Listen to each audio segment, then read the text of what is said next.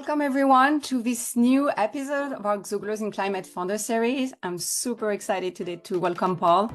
Paul Lambert is the founder and CEO of Quilt, and we're going to learn a lot about his journey and what Quilt is about. So very excited, as we say. Paul was on stage yesterday at TechCrunch and today is spending time with us. So just to go back, the Xugglers in Climate Founder Series is really about sharing human stories, practical insight, what's happening behind the scene of climate tech founders, and helping really everybody understand how they can transfer these skills. We think it's really a perfect time now to bring your skill, help grow that industry or multiple industries. And we want to make it really fun and help people connect through those little meetings. So after the event, feel free to connect between participants or with our speaker. And really, we think there's a great opportunity to help each other. So that's the goal. As a matter of introduction, I'm Veronique Lafargue. I'm the founder and CEO of Maison Lafargue. We're a boutique marketing agency helping early stage founders. I'm also an instructor on Maven, and I'm here with Mark Rosensmith. Both of us, we are considered kind of the founding members, but it's really the community of the Xugglers in Climate is all of you. But we were at the beginning. I think it's going to be almost our 1 year anniversary of the community. And we're really here to enable everybody to connect and find inspiration in this community. We are running several type of events. So if you're around next week in San Francisco, we have a dinner on November 6th. Really casual dinners, super fun. We just meet at 90, great location, downtown San Francisco. We'd love for people in other locations to just start driving some of these dinners. So it's not just in SF, but for now, that's where it happens once a month. We also have our November welcome call. So for all the new members, we really encourage come, just introduce yourself, meet other people. It's also very informal. Next one is on November 12th. And we try and do different time zones. And then the next Xugglers in Climate Founder Series will be with Alex Brown. He's the founder and CEO of Alga Biosciences. And what they do is use algae, especially kelp, to create feed for cows to help them burp less and have less methane go to the atmosphere. So really cool use case. And we're going to talk about carbon credit and the bigger ecosystem around agriculture tech and agriculture and some of the innovation we can do. So yeah, mark your calendar. And I want also to shout out next SF Climate Week is happening April 19 to 27. And this group is going to organize something else. So if you're interested in participating, being featured or being behind the scene, we're calling for volunteers right now and suggestions. So please reach out to Mark or myself. All right, and that's it for our intro. So now we're all here to meet Paul. Paul, you founded Quilt after committed to designing a company that you could spend the rest of your life on. That's a big commitment, and you'll tell us more about that. And your breakthrough came in 2022 when you realized the answer was to work on biggest threats, the next generation of humans. And just like all of us today, curious about climate change. You're not a first-time founder. You actually started early, first internet business as a teenager, then founded LearnDot education platform, and then you were a partner at Google Area 120. Like the fun fact from your team, prefer to sleep at a cool 65 Fahrenheit. So yes, that's your welcome. Thank you so much for making the time to be with us today. We're going to dive into your journey, but before, just for people to understand what Quilt is about, I wanted to show a few pictures of Quilt, and maybe you can do a bit of voiceover, Paul, for us. Absolutely, yeah. So we're a tableware company. We make wine glasses, and no, I'm joking. Of course, we make that box that's on the wall. So that is our indoor unit. Very creative naming. And actually, there's a little bit more to why we call it indoor unit and outdoor unit. And I'll explain to it maybe when we got to the outdoor. But yeah, so we make. Maybe some people here have, or probably some people here have seen a mini split. They're called. We've taken that form factor and really tried to make it a lot more elegant, modernized in the home. So it feels like it's something that you're proud to have on your wall and is additive to the space, as opposed to more like an appliance, kind of maybe a cheap plasticky type of thing that honestly a lot of the existing mini splits kind of feel that way. So yeah, that's what we're looking at here. Those are our real installers. That is Josh, our lead installer right now, right there holding a level. Turns out that actually leveling process is super duper important because when you're cooling, you create condensate, right? Because you're cooling the air. So, that's why water always leaks out of air conditioners. And if it's not exactly level, it can actually leak out the wrong side because there's a tray that is at an angle. So anyways, that's a real action photo you're seeing right there. That is the dial, which is our thermostat. And let's see, what's interesting about the dial. It is quite small. So people look at it like, yeah, it's a round thermostat. It's like the Nest. So like, well, yes, it's also a round thermostat, but it is actually about half the diameter. So if you see them beside each other, it's dramatically smaller. And the reason that's important is that you want one in every room because our whole thing is room by room control, and that's what gets you comfort and efficiency that's much, much better than anything you've used in the past. And if you're gonna have one in every room, you don't want like a big thermostat on the wall. You just want like a little dial. And it also has that curve to it. You can kind of see it on that picture of the 71, which is basically a 3D printed model of their first concept. It has that curve so you can mount it on the wall lower, and it's by the light switch, but it looks up at you. Whenever you were to take a Nest and you were to put it down by the light switch, you'd have to crouch down to use it. It'd be really awkward. So there's a lot of kind of small innovations we put into the dial. It works on both tabletop or the wall, and it's also touchscreen. This is That's the view from the side. Yeah. And then on the table. And just Yeah. want to show one more time the outdoor unit. Yeah, that's the outdoor unit. And like I mean, we call it the outdoor unit, not the condenser, which is what some people use it from.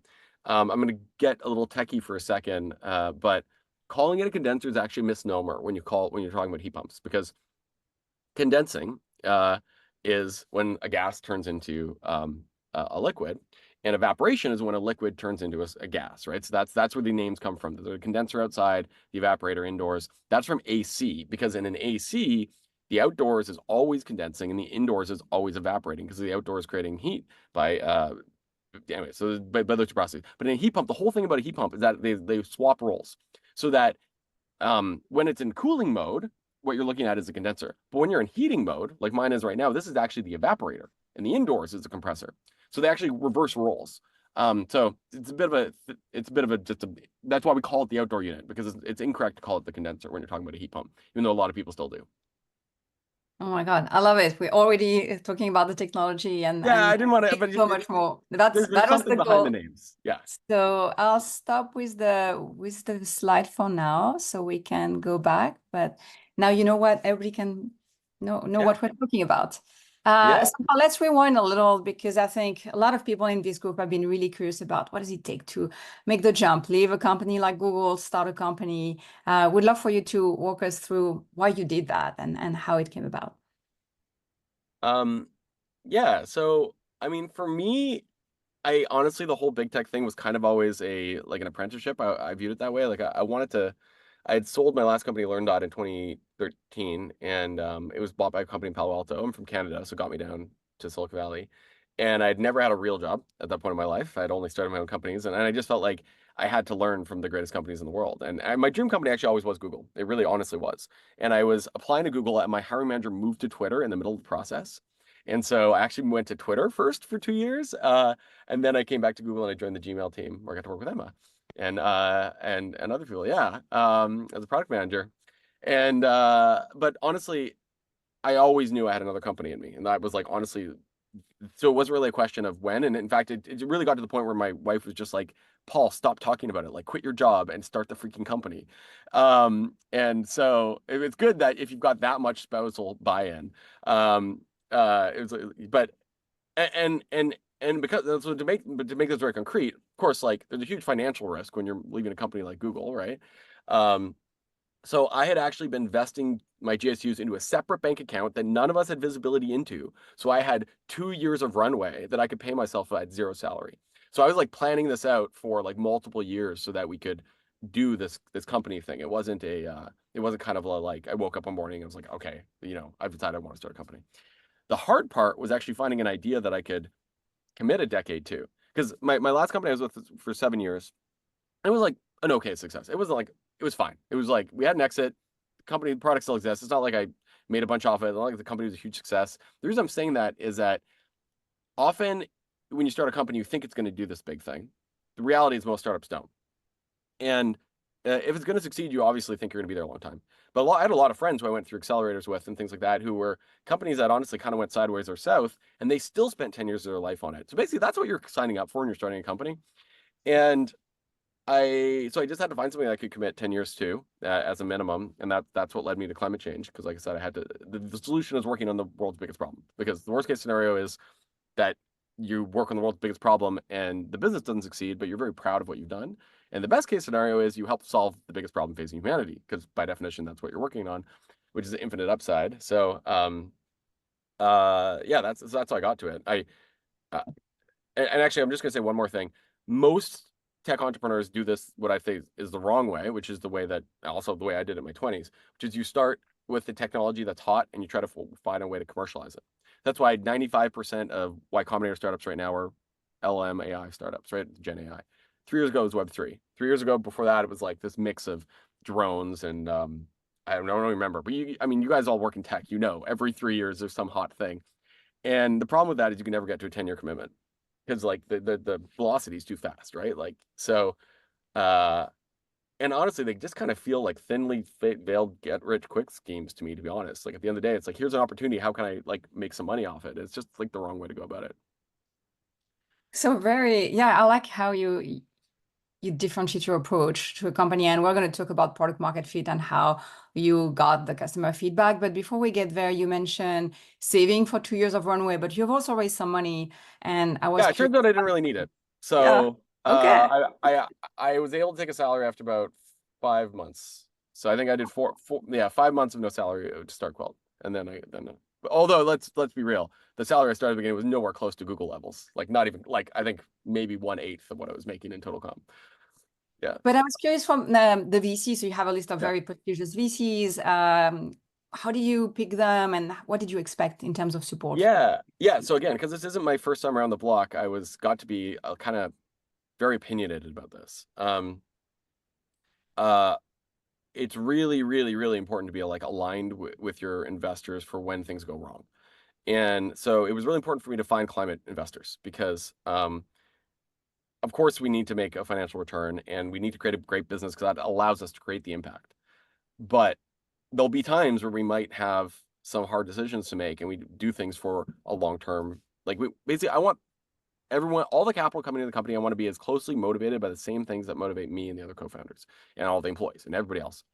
And so I did focus quite a bit on climate funds. And fortunately, that's been a rising area of investment. So like kind of the two hot areas for like the last 2-3 years have been AI and climate. AI is definitely bigger. Like it's definitely the big one. But climate has been a growing,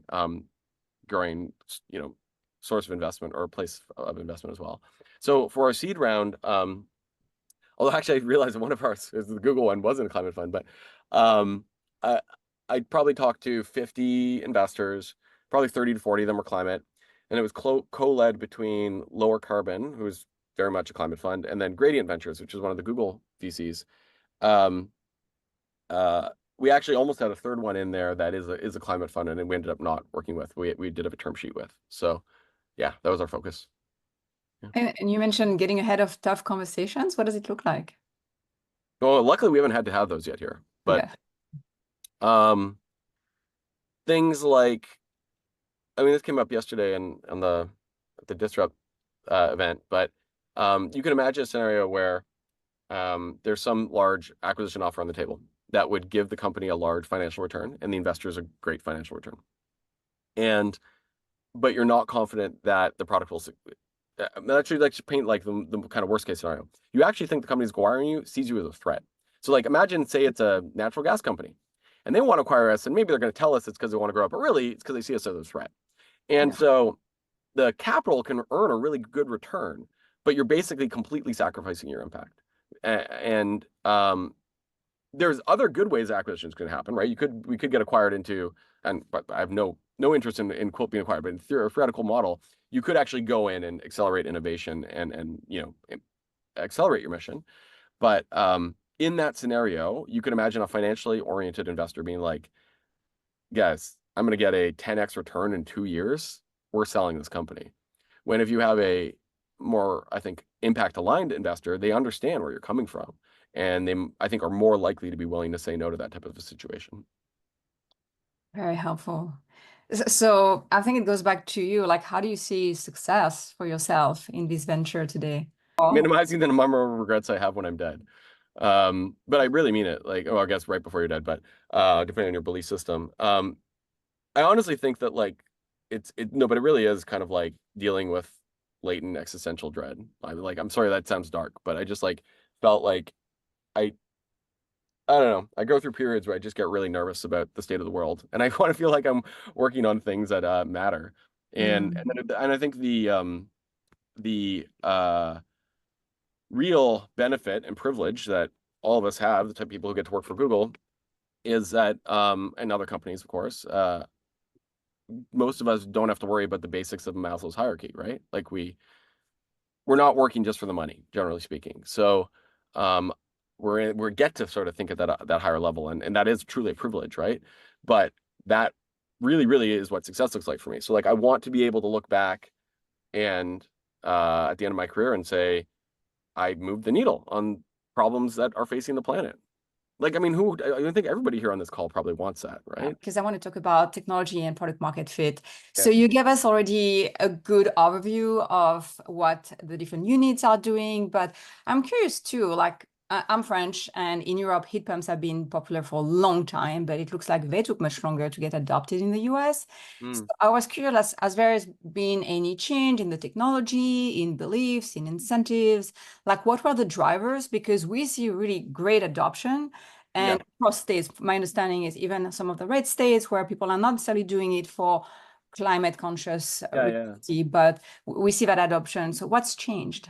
So there's a technological driver, but that's actually not really the main one. It's more like an enabler, which is that they now work in basically all climates. So um, the heat pump technology previously didn't really work that well for heating unless it was a very mild climate.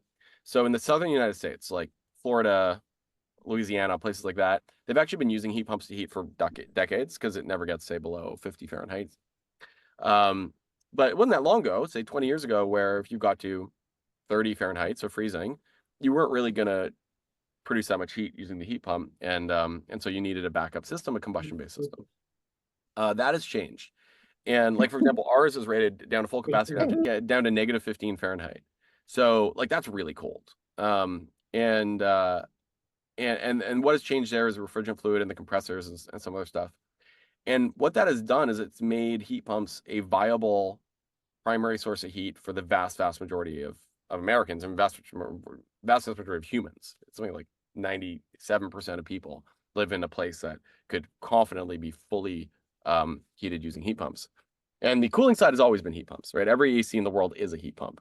So why now that technology is enabled to a point, and then really the why the push is because of the climate goals. It's because we have to decarbonize heating. Like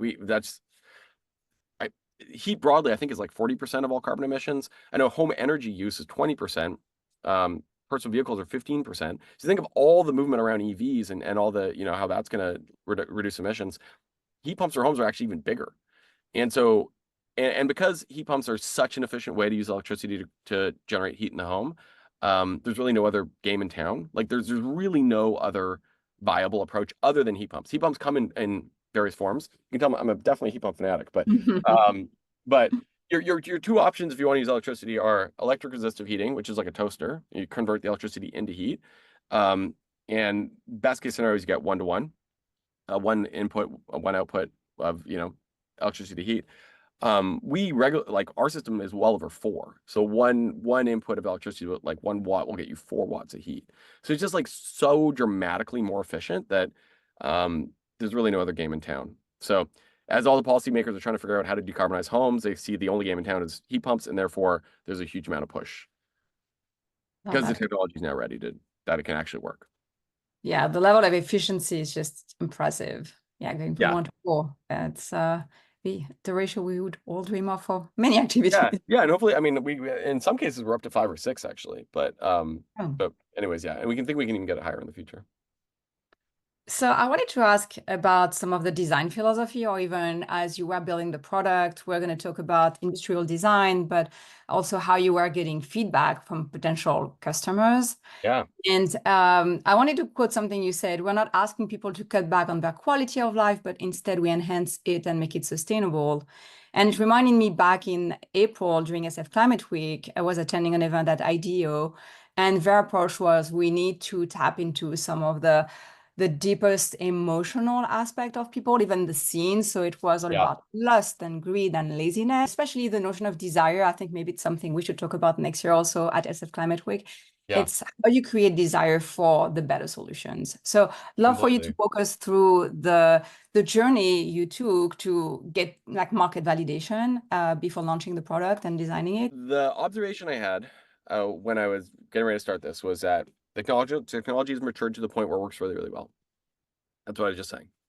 And um, the policy landscape is such that everyone wants this to be adopted. So there's this push coming. If you think about just a ball going up a hill, there's push coming from the government, and that is moving it. And in fact, heat pumps are outselling furnaces, and that happened last year before Quilt even launched. So that's happening. But if you go to actually get a heat pump, it's clear there's a ton of friction around it. So if you're trying to adopt a heat pump, you're trying to move that ball in the right direction or up the hill, there's still all these things pulling it back. And sometimes those things look like your misinformation from contractors who tell you need to get a furnace and it's not going to work, people who, it's hard to get the pricing, like all that stuff. You just like low trust and transparency in the overall consumer journey. But then also the products themselves don't have any sex appeal. Like they don't trigger desire and pride of ownership. And if anything, people are worried that they're going to put mini splits in their house and it's going to lower the value of their house, right? Like that because of the way it looks and everything. And so there was no pull. There was push from the government. There was no pull, and there was a lot of friction. So what we're trying to do is remove the friction and create pull, and it's an additive force, and then the whole thing is going to move a lot faster, right?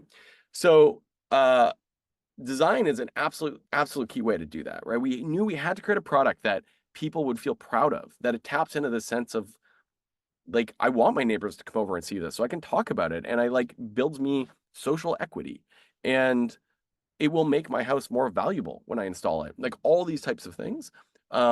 That was the bar we had to pass, especially because we're visible in the home, as opposed to a lot of people's central systems is very, very invisible.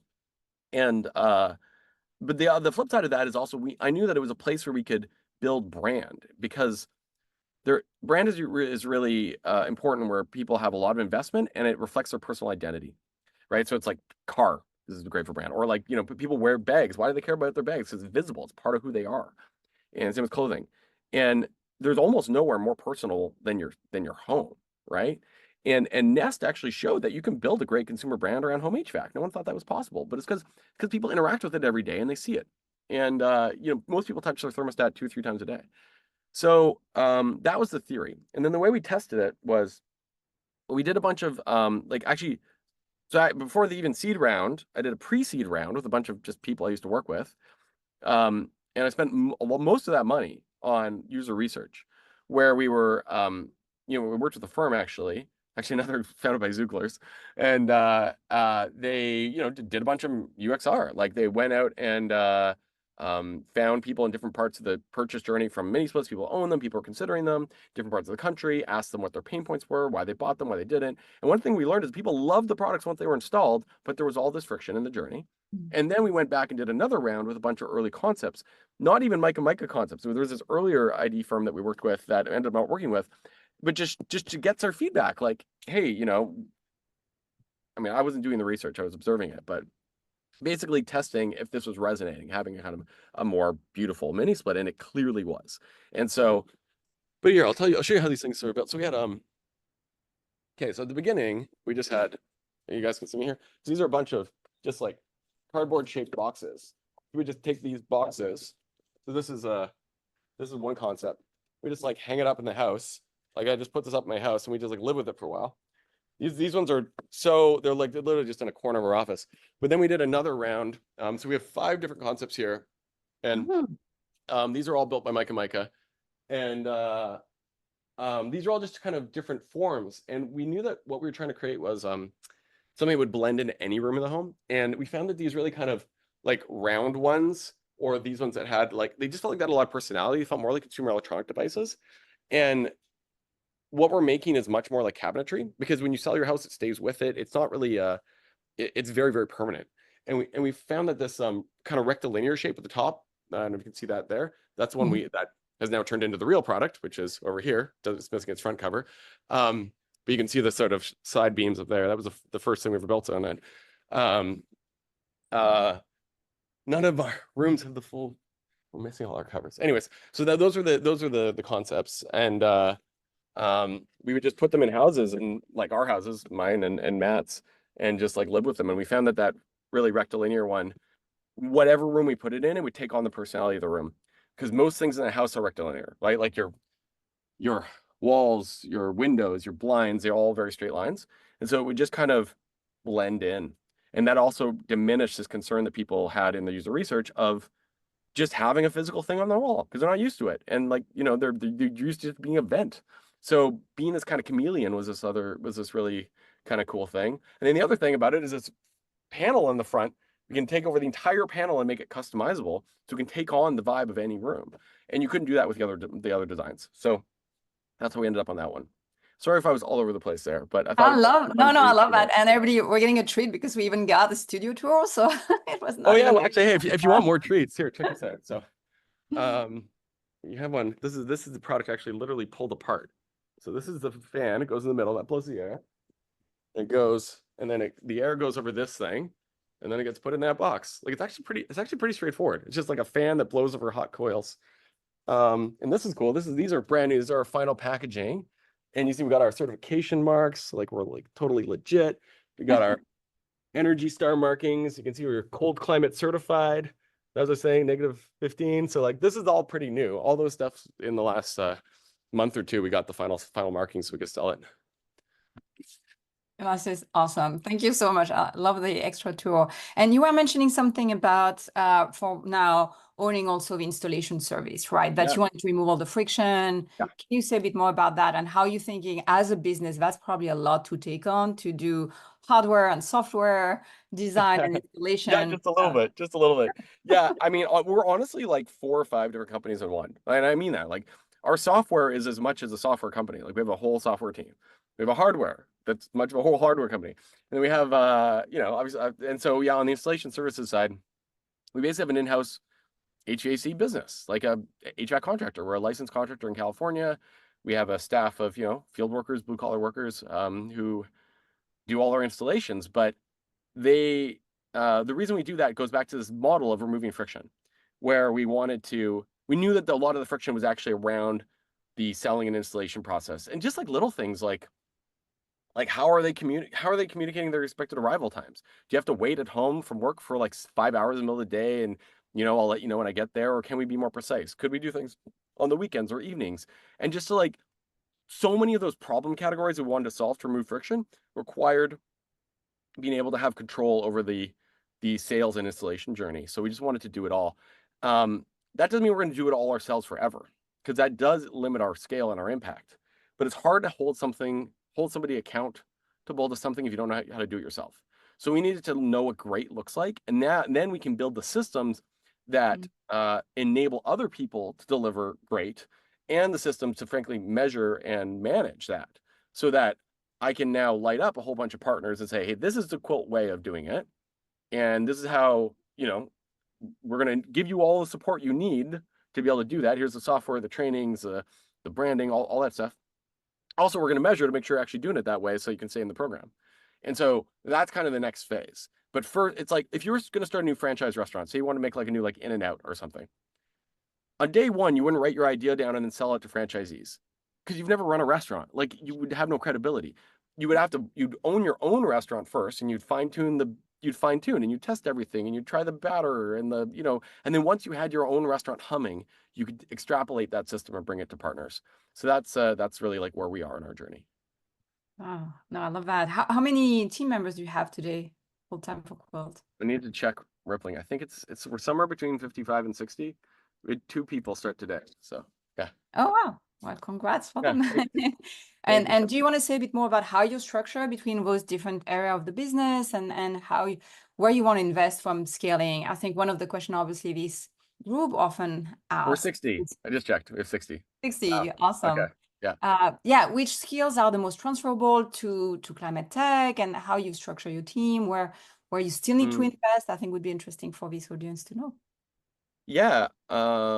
Sorry. So how we structure the team or Yeah, which how you skills are structure the most team and transferable? how you're scaling moving forward in terms of new talent and Yeah. Yeah. So, we, uh, so let's see, the team is structured in, I kind of I think about the company as a loop of which anything could be the constraint to our growth, sort of like a or growth loop, sorry, and I'll explain what those buckets are, and then a platform underneath it to support the company itself. So there's three things that at any given moment could be the reason that Quilt is not growing. It could be demand. There's not enough customers. There are obviously not enough people who out there want to buy the product. You can't grow. So that's one bucket. People work on demand. That would be, if you call it about demand generation, marketing, sales has a role there. It's not. It's also in another section. Then but maybe you have tons of customers, but you literally don't have product. Like you don't have inventory of quality product in your warehouses, or you don't have production quality software, whatever it is. You don't have product that's ready. So then product is the second area, and that includes software, hardware, and manufacturing, and quality sort of processes there. Now, maybe you have tons of customers who want to buy it. You have lots of quality products sitting in your inventory, but you don't have the people power to install it. Like you just don't have the way to fulfill that demand with the product because there's an extra step of installation. That we call that fulfillment, or field operations. And so the company is structured in those three, and then there's kind of a platform beneath it, which is like the operating system for the company itself to run on. So that's like finance and people ops and stuff like that. So we started by growing all on the product side, then we grew demand side, and now we just finished building up the fulfillment side, and now we're starting to invest more in the platform side. We are kind of at the end of our first hardware generation development, obviously, because we're shipping it, and we're just kicking off the next generation. And so it's a pretty exciting time, I think, on the engineering team because it's kind of like where we were 2 years ago, but like all over again, but now with more resources, a lot more ideas and anything we can build on. The field team, the fulfillment side, is actually the newest one to stand up. It's kind of where the engineering team was 2 years ago. Like, Mhm. because we've been doing beta installation stuff for a while, but like in terms of full, like, no qualms, full price paid, like we are out there, it's showtime. We're 3 weeks in, literally 3 weeks in. So they are brand new and really just getting their I don't say getting their feet under them. They're doing a great job, but like it's new. So we're gonna be a lot of hiring there. Like I think right now we have 9 installers, and we'll probably be at 50 by this time next year. And then on the marketing side and sort of sales and partnerships and all that on the demand side, that's continuing to grow as well. We've been in a fortunate situation where had quite a bit of demand, so that hasn't been the constraint right now. But it's also the scariest one to not have, of course. Okay. Yeah. Sorry, as a marketer, I'm like obviously reacting to that. And I'm curious, Yeah. was there any strategies or tactics that you applied to build awareness and demand that you could share with the group? Yeah. Well, it turns out my network is a bunch of people interested in heat pumps and climate, as we can see from this Zoom. So, no, I was lucky in that way. I do think building for yourself is a great hack if you can do it, especially in consumer, and that's definitely what I was doing. And so we first built customer demand just by I made an announcement on my LinkedIn, and I said I'm leaving Google. I'm starting a new company. This is what it's about. I want to build heat pumps. Here's why. And if you're interested, join the waitlist. And I got that post actually did really, really well, and we got a few hundred people on that waitlist. And then we started to work with them, bring them into for user studies. Also, that evidence of market interest was really helpful for our seed round. So that was kind of the first tactic, was just building a wait list and then starting to promote that through our own social media. It eventually wasn't just my own, but others, we all promoted it. Other co-founders and other people as well. And then, I mean, right now we're doing like tons of stuff. I mean, I don't know how tactical you want me to get, but we've done Please. a lot of earned media. We've done very well with media. We do have some paid channels as well. We also have a partnership with interior designers and builders. So we have a partnership channel. We have a paid channel. We have an earned media channel. We have our own channel as well that we're growing. Kind of our email and our social. Yeah. Very cool. How important is it for you to have a personal brand as a founder? I don't think it's, I don't know. I don't think it's that important. And you know what? That's not something I have a great POV on yet because there's obviously a lot of great companies where, their founders and their CEOs have a brand that's almost as big as the companies. Like obviously, I mean, obviously all the Musk companies, but a lot of others as well. But I think there's also great companies that's not the case. And so I don't think it's a requisite. I'm not focused on building my personal brand. I'm focused on accomplishing our mission. And if people want to follow along, that's great. But yeah, no, I don't. I was actually asked that recently by a comms candidate, and I don't have a great POV there yet. Yeah, well, it's evolving, but it looks like the network has been really important from the beginning. And Yeah, yeah, people are yeah, showing up to hear from you today. So it's also a testimonial to that. yeah. Thank you. Please, do you recommend any particular training, framework? Yeah, what can be helpful for people who are new to climate tech? Um, Climate tech isn't really a thing, meaning True. it's not like there's some domain expertise you need to have before you're eligible to get a job in climate tech. Right? Like I literally didn't know what a heat pump was 3 years ago. Like I'm not even lying. Like I literally did not know what a heat pump was. And what I'm trying to say is like it's a mission, but it's not a domain that requires any special programs. Maybe there's a bunch of great scientists doing out there. They've done the hard work of proving that we have a problem. The solutions are kind of known, and I think anyone here who can, no matter what you do, and people can throw out there, give me challenges if you want. I'm sure there's a way that you can go work for a climate tech company. Like literally anything, right? Like we need lawyers, we need accountants, we need marketers, we need salespeople, we need engineers, we need installers, we need electricians, we need all the people. So I think also, Googler type people often tend to be pretty academic and they seem to think like, well, before I do this, I gotta learn a bunch of stuff. I gotta do the climate intensive thing. I've got to do the Udemy. I've got to do the Coursera. I've got to read all the books. And it's like, no, you don't. You actually just have to like do the work. And like, it's fine if you want to do that on the side, but I think just a bias towards action. So I don't know if that probably wasn't helpful. I guess my more tactical answer would be go find a climate tech company that you believe in and go work for them. And a great way, there's lots of lists out there. Most of the VCs all have job boards. We relied on those ourselves. Finally, I would say my last question to you is how can this community be helpful to you? And where are you available now so people don't just send an order right away or they know Yeah, I mean, obviously we'd love to work with any of you who need better heating and cooling in your home. So yeah, if you want to buy a quilt, that's obviously helpful. And we care a lot about our customers. So I think you'll find that hopefully you find you have a great service from us. But beyond that, particularly to us, I mean, we're always hiring. Like, so we're at 60 people. We were at 0 2.5 years ago. So, and I'd say probably half this company is Zuglers. So, definitely hire a lot in that area. There is, just getting the word out, getting beyond just quilt. Like, even though probably most people in this call are now sick of hearing about heat pumps, the reality is most people still don't really know about them. So I think there's just a general awareness building around decarbonization and heat pumps. Any product, not just quilts, is important. And I do think that stat that home energy uses even more emissions in cars is surprising to a lot of people because it's not as intuitive. But yes, they think about their furnace literally all winter, it's emitting, burning natural gas. But you don't think about it maybe the way you think about your tailpipe. Hey, Paul, thanks Hey. for your time today. For sure. I was just curious if this only works with like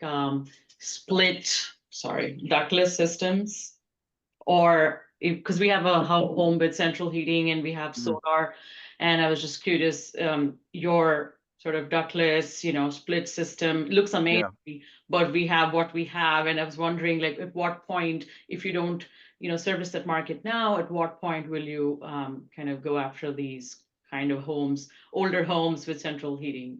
Yeah, it's a good question. And for people who have good ducting and they can get a central heat pump and maybe have a Nest thermostat or something on it, they should do that. Honestly, my goal is not to be the one only heat pump provider in America. I just want to do a good job for the people that we're good people to serve. I will say that our big insight that has led to most of our value creation is room by room control is fundamentally a massive unlock. So do you have any rooms in your house that you have any trouble controlling? Like a kid's room that doesn't get enough air, or like a room that gets too hot, or a room that gets too cold? We do, yeah. So those are the ones that you could. Yeah. So 90% of American homeowners have that. Yeah. And that's because 90% of American owners have central systems. It's basically inherent to having a central system because you have one thing trying to control a bunch of different thermal masses, right? Like the solar load of an upstairs room is very different than a basement, and yet you have a single thing that's trying to through weighting of ducting, but it just doesn't work. I've done enough of these calls and I've done enough things where I ask people to put up their hands and surveys. 80-90% of American homeowners rank uneven heating and cooling in the room as their number one pain point with their HVAC. Yep. The number two problem is everyone wants to pay less on their energy bills. So we talked about the upfront cost, but the ongoing costs are also a real pain point for people.